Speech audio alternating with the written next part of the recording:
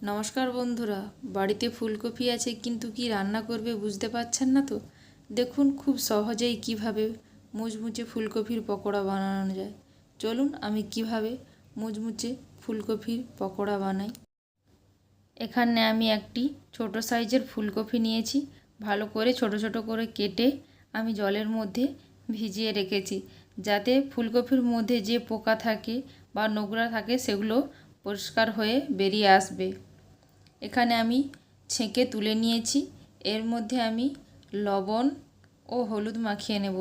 এখানে লবণ পরিমাণ মতো দিয়ে দেব এবং 1 চামচ হলুদ গুঁড়ো দিয়ে দেব, দিয়ে ভালো করে মাখিয়ে নেব। লবণ ও হলুদ মাখানোর কারণে ফুলকপিটা খুব সুন্দর নরম হয়ে আসে।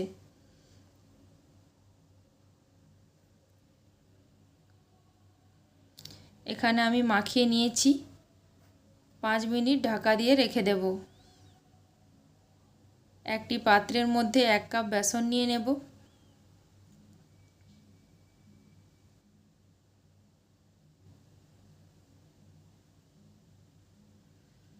এইবার 1 চামচ হলুদ গুঁড়ো, 1 চামচ জিরে গুঁড়ো, 1 চামচ ধনে গুঁড়ো এবং 1 চামচ লঙ্কার গুঁড়ো, 1 চামচ গরম মশলা পাউডার এবং পরিমাণ মতো লবণ এবং 1 চামচ কালো জিরে হাতের মধ্যে দলে দিয়ে দেব, যাতে কালো জিরের সেন্টটা খুব সুন্দরভাবে আসে।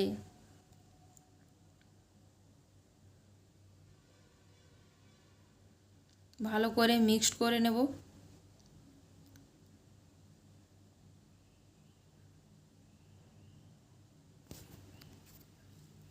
এখানে আমার মেশানো হয়ে গেছে।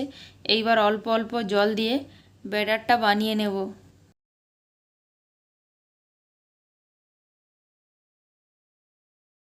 এখানে আমি 2 চামচ চালের গুঁড়ো দিয়ে দেব, যাতে ফুলকপির পকোড়াটা খুব সুন্দর মুচমুচে হয়। দেখুন আমি চামচের মধ্যে তুলে দেখাচ্ছি। ব্যাটারটা এইরকমভাবে করতে হবে। কড়াই গরম হয়ে এসেছে। এইবার আমি তেল দিয়ে দেব। তেল গরম হয়ে এসেছে। এইবার আমি ফুলকপির পকোড়াগুলোকে ভেজে নেব।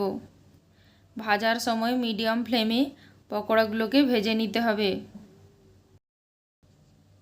কারণ ফুলকপিগুলো ভেতর থেকে সেদ্ধ হবে, না হলে কাঁচা রয়ে যাবে। আমি এখানে লাল করে উল্টে পাল্টে ভেজে নিচ্ছি।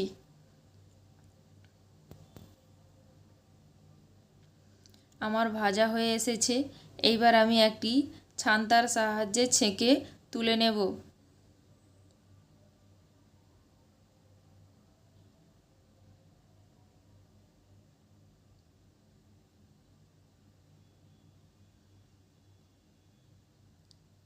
আমি এখানে একটি টিস্যু পেপার এর ওপরে তুলে নিচ্ছি।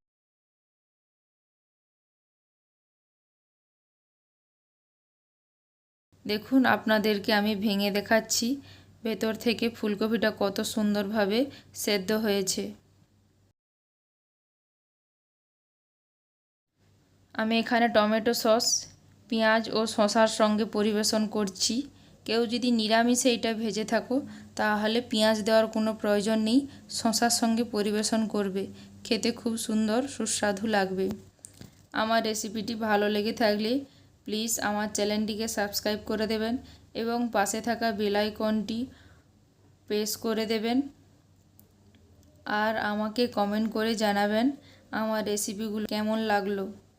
আজ তবে আসি, সবাই ভালো থাকবেন, সুস্থ থাকবেন। দেখা হবে আরও একটি নতুন রেসিপি নিয়ে।